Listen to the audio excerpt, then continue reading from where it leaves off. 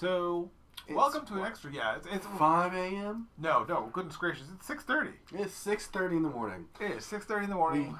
We just got back from seeing The Last Jedi. So, we stopped for food because we would never have made it home if we hadn't. Gotta have breakfast. But we caught a 1:45 in the morning showing, so that shows 2.5-hour movie. Though oddly, it didn't feel like it was dragged out. No, it felt long, but it didn't feel dragged out. It felt long, and the only time I felt that was particularly long, I felt how long it was when I started having to pee about 40 minutes before the end of the movie. I'm kind of like, hurry up, do your stuff. And we should say now, spoilers. If you haven't seen the movie yet, and you're planning to, click away, come back later. Yeah, well, actually, one of the things what we'll do is we'll try to have the non-spoilery discussion first, and then we'll delve into spoilers, and then people can come out. I'll put that after the credits. People do the after credits. You watch it until the credits, and if you don't want to be spoiled, then just stop at the credits. You do some fancy editing there. Yeah, it's like we really enjoyed. I mean. Visually, it's visually an amazing film. That's a given. That was. It's funny. I've been watching a lot of. I follow film theory now. Matt Pat, and he's doing his Star Wars theories. And yeah, I think his second Star Wars theory in a row or something has been completely proven wrong. Yeah, it's kind of fun to watch how people just kind of fail at the. I wouldn't say it failed. Like, he had very good points. It was very enjoyable, but at the end of the day, the trailers are probably the most deceiving part of the whole ad campaign because the way they cut it together, things happened in a different context than he was supposing from the trailer, and that's what the trailers do. I mean, this isn't the 1920s where if you watch the trailer to a movie, you've just watched the Cliff Notes version of the movie. I mean, they literally do every single beat of the movie in the trailer. It's like, why would you even go to the movie? Especially like the last couple of years, or a lot of our trailers. I mean, like they give away so much of the story in the trailers, and surprisingly, they didn't here really. Yeah, I mean, it's like there's a lot of nothing. There are things I saw coming as they were starting to play out, and I can understand why. Nothing I thought would happen happened. One of the things that I can understand why Mark Hamill said that the trailers went a little too in depth because they explain, they show you a lot of the conflicts so you're prepared for them. But they're out of context. So without that context. Yeah, wild theories abide. Now, the simple review is go see it. Go see it. It's absolutely worth seeing. Even if you even if this is only going to be your second Star Wars movie ever, and maybe you haven't rewatched the original movies, while knowing the history of Luke and the history of Leia helps, you don't need it to enjoy this movie. Right. And a couple of my friends have already expressed a couple of issues with it, and I can see where the issues are. I'm not gonna. It's not a perfect movie. No. But none of them have been so far. Not even like Empire Strikes Back. That's not even a perfect movie. Empire still has its flaws, and I know that I will, put away the pitchforks and torches, please, because I'm not to say that Empire was as close to the perfect one as you were going to get in the series, but... And that's a pretty common opinion, that of the original trilogy, Empire is the best. I think it's usually Empire, New Hope, and Return of the Jedi. In that order, yes. That is traditionally the order of magnitude. And then the prequels are just a little trash cesspool off on the side. Yeah, they're a little shit heap on the end. I mean, I remember when they came out, I think I saw Phantom Menace in the theater. And I was younger. It was like, I enjoyed it. I even played I think it was a PS2 game based on it. It was okay. There, you young child. They were not my first Star Wars. I did not see the original trilogy in theaters. I won't say that. But I had them on VHS, and I watched them so much that there came a point that if I tried to sit down and watch Star Wars, I knew what was going on so well I would fall asleep. Yeah. That's how much I watched Star Wars. So... You just lulls you right. I'm not a prequel baby. I enjoyed each one successfully less than the one before it, as they slowly let me down. Oh, no. But, Jar Jar aside, the setup in A Phantom Menace is great. They do bugger all with it. And the acting is so... God, the acting is terrible. No, the thing is... I hate sand.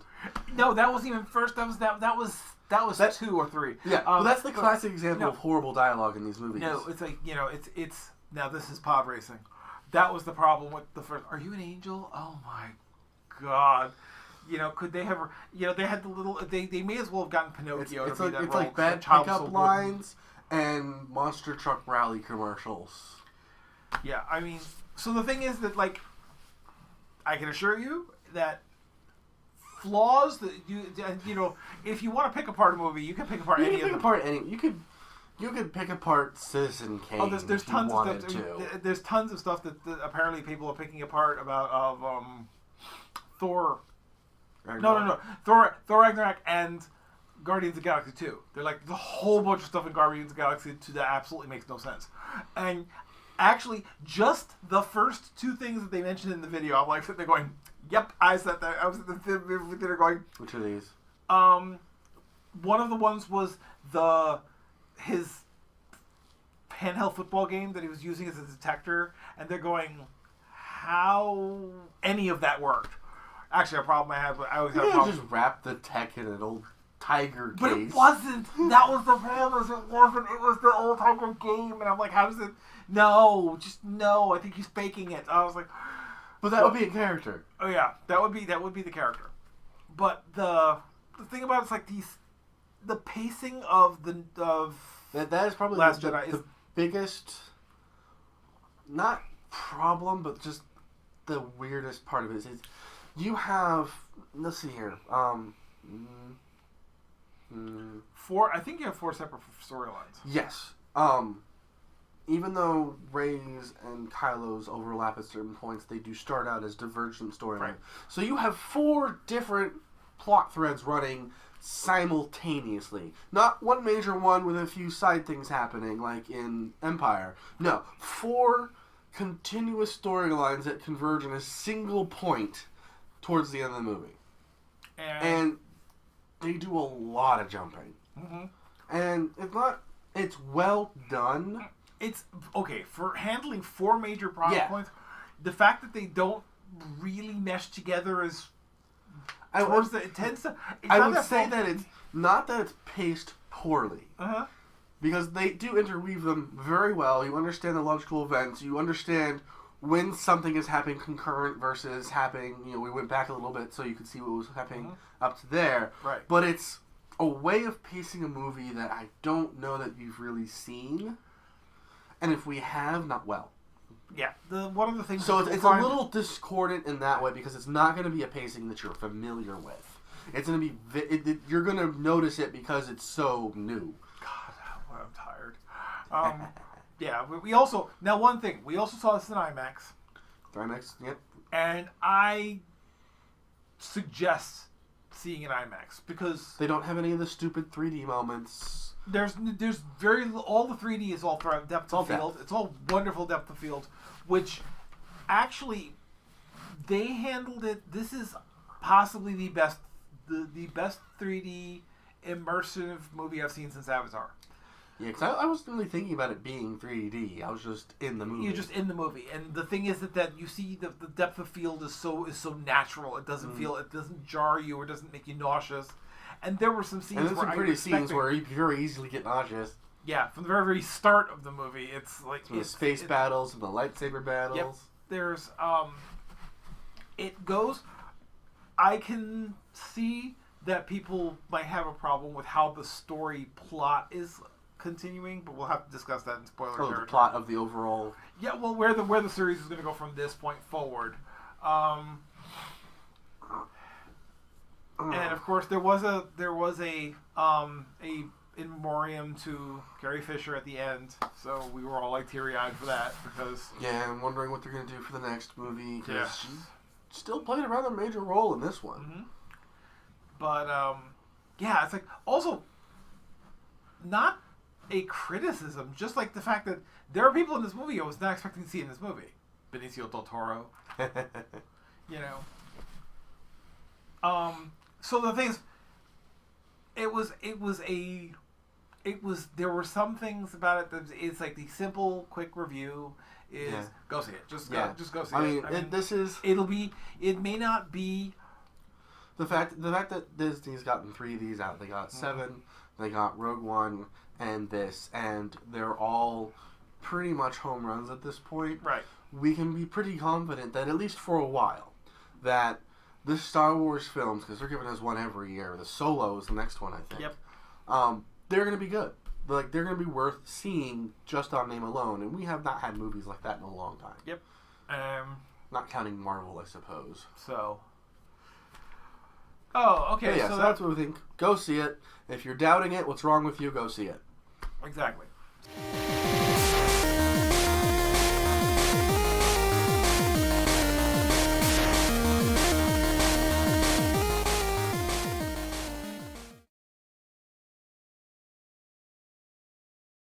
So, and that was the. And now. Yeah. Turn back, ye who have not seen this movie. Exactly. Turn back now. We will not be held responsible for the spoilers from this point on. This is the point. The big spoiler warning. Spoiler warning. Spoiler warning. Spoilers.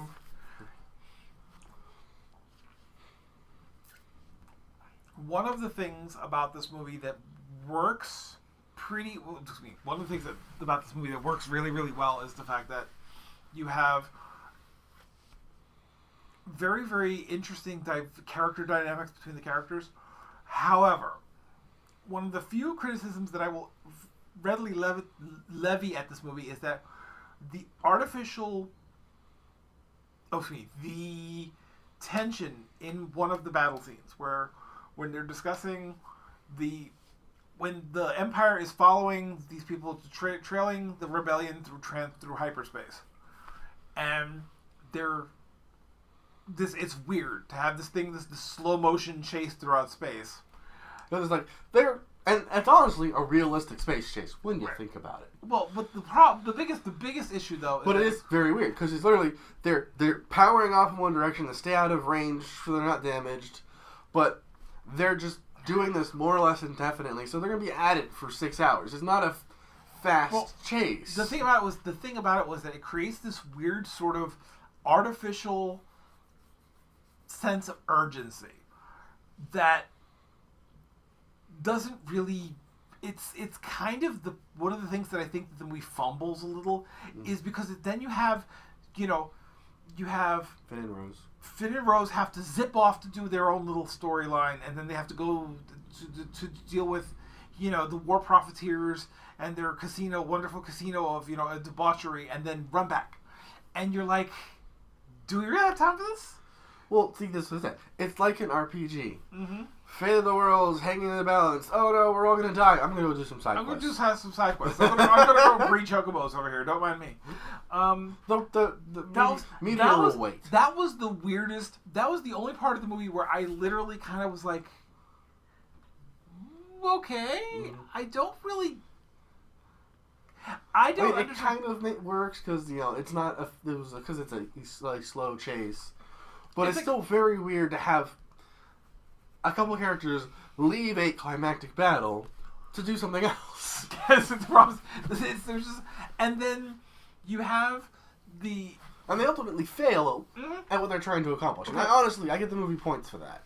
I give the movie points for that, and I understand that some people may think that entire segment is pointless. But it's not.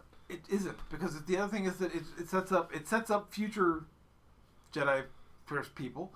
It sets up future Jedis. It sets up the rebellion as well. Finn gets his closure as a character.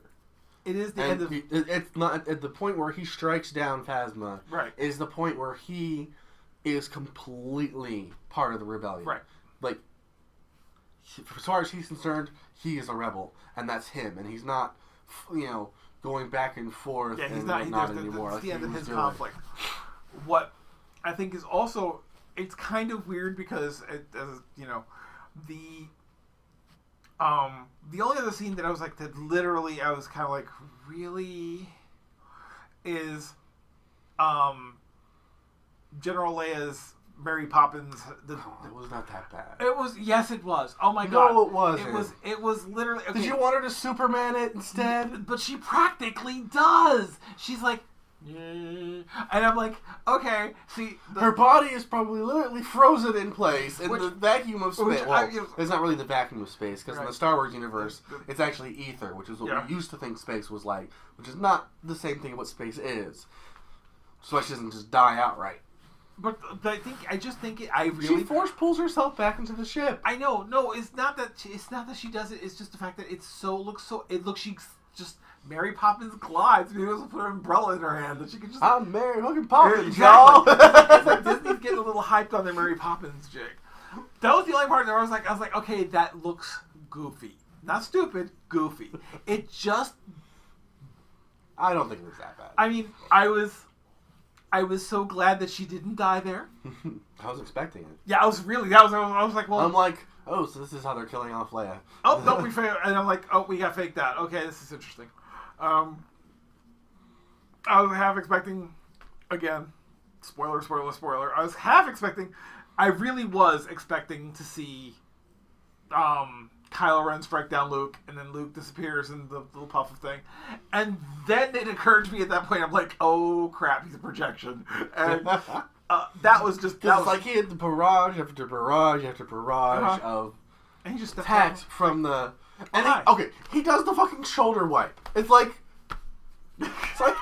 Luke, you fucking asshole. Yeah, Luke's just straight up asshole. Rubbing it in. It's like Luke's just, Luke's had it. Luke's just done. But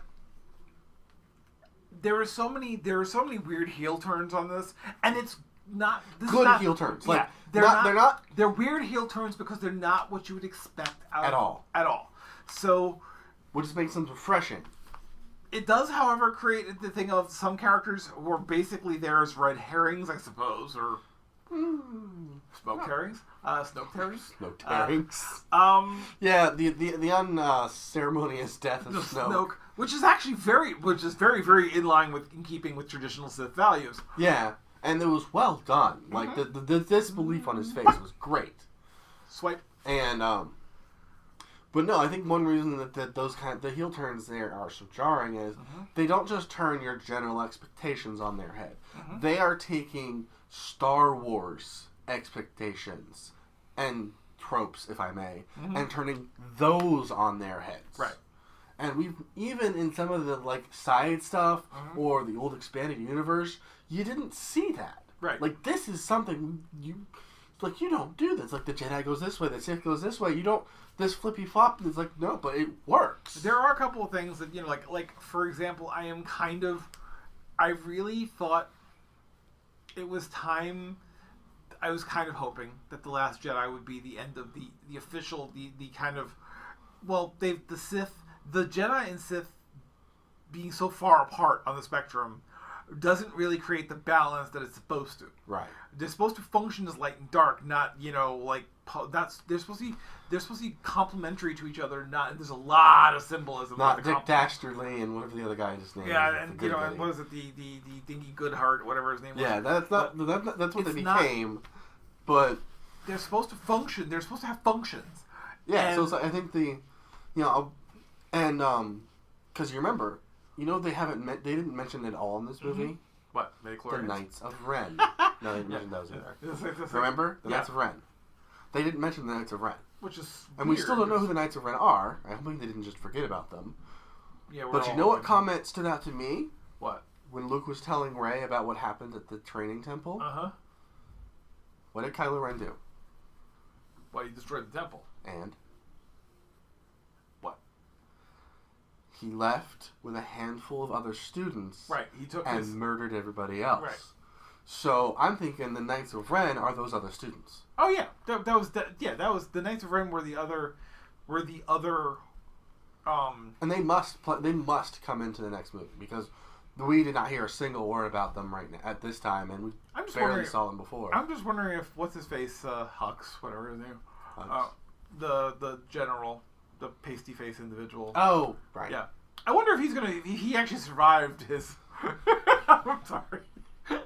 I think that's a boof. That was right away, sir. That was actually quite funny. It was genuinely funny. And I love porks. I know they're annoying. No, otter bird things. Yeah, no, the thing is that I can understand. And then the one that Chewbacca adopts, and it does Chewbacca. It does Wookiee yells. Mm-hmm. It's like I genuinely understand. I know that cute things that the cute things are the first targets, but Jar Jar was never cute. Let's get that off the right. He was neither cute nor amusing. He was never cute or amusing. Ewoks were cute, but not they were cute, but the things and occasionally amusing. They ran out. But the problem is that they had culture and they had all these things. They had weird kind of like baby Wookiee effects, and that was great and dandy. But they wore out their welcome really really fast. They were also creepy as fuck. But they got 2 spin-off movies. Porgs are adorable. And they don't really serve any function other than they're just there. They're just really comedy relief kind of. Not even that. Well, like it is amusing, but it's not even like straight. It's not even real comedy relief. It's not certainly the slapstick pratfall comedy relief. It's more like they're just there. They're just there and they're adorable and they kind of distract. I think it's basically Chewbacca trying to chase away seagulls. That's what. That's basically what I'm out. Especially when he adopts one. Yeah, he adopts. Well, there's actually he adopts a bunch of them. Remember they walk past the nest. There's one. Oh, was the nest still in there before? Yeah. His ship is infested with porgs. They're kind of like tribbles, only they're cute. I hope they better not reproduce that quickly. I still love the fact that the porgs can fly. And I'm going, how? Apparently gravity must not really... Gravity's not a thing on this planet. Well, I'm pretty sure there's precedent for Force-sensitive animals in this universe. Oh, yeah. So maybe they fly with the Force. I'm still arguing that... I still have the argument that R2-D2 is Force-sensitive robot. Well, that's the other thing. It's like, even the droids can see Luke's projection. That's true. Well, the other thing is that they don't specifically. There's this whole thing about the fact that the Force binds everything in the universe together. Yeah, it's not just organics. It's not just So it's like there's no reason you could not have a Force sensitive droid. Exactly. How it would happen? Why it would happen? Well, Grievous. Do you have to inject them with midichlorians? Mm-hmm. Well, Grievous isn't. He's not a droid. He's not a droid. He's an android. He's not an android either. He's a proto Darth Vader. He started a human. He's a cyborg. So that's why he doesn't really count for this. And Luke has his mechanical arm hand, and Darth Vader was very much a cyborg. Mm-hmm. So like they all started human. So and Kylo Ren has graphite implants in his face, which they cover up. And then I'm like, well, why didn't they bother to just seal the damn thing up? Because he still has scratches all over. Yeah, I know. It's all for... Female kids got to look cut. Damn scene kids. So, yeah, I mean... What's funny... Now, what's also weird is that I saw more of Han Solo and Kylo Ren in this movie than I did in the first movie. Mm-hmm. Some of his behavior, some of the way he talked, I mean, he really... like almost eerily. Well, it's like in the first movie, he was really forcing the whole "I'm the next Darth Vader" thing and all that kind of stuff, and he smashes his mask in this one. Mm-hmm. So he let go of some of that hero worship for his grandfather, and I think he did have more mannerisms like his father. He was suppressing them, trying to be this ideal he had in his head. Right. So, but. There's so much to unpack in this movie, and the thing is that it's like we gotta see where it's gonna go from here. I'm interested to see where it's gonna go. That's for sure. I'm definitely interested in seeing where they're gonna go with it from here. I mean, there's the argument, like some people saying that this isn't like the biggest thing about it is that nothing for people who grew up with the 4, 5, and 6. Nothing will ever be able to top those movies for you. I mean, 2 is Empire Strikes Back is still going to be the number 1 movie of all the series. It's still, but the thing is that right now I think we're in. Let me see. It's 5, 4, 8 maybe, 7, 3. And then 1, 2, no, 3. I'm sorry, 6. 6, and then 3, 2, 1, probably. Because 4. Yeah, because Phantom Menace is still because even though they were disappointing me as more as it went on, the later movies were better quality movies. Not by much. The later movies. The problem is that they did things that felt more Star Warsy. That first movie, man. Oh my god. Yeah, you gotta wonder what they're trying to do with that because you're right. This is pod racing. It was not very Star Warsy. Ugh. And it was the Jar Jar. I mean, the fact that Jar Jar will forever taint that first movie whatever good you could pull out of that thing. Nope, scrape that right off. I could say what were they thinking. I know exactly what they were thinking. Exactly. So. Okay, so we're about pretty much sums up everything. Yeah, we said about all we can before we literally pass out because is now rolling in on 7:00 in the morning. Yeah, I've been up since 6. Yeah, so you've been up for more than. So I've been up for 24 hours. Yes. You need some sleep. He needs some sleep. I need some sleep. We're gonna let you guys go, and hopefully we'll see you next time. See you later.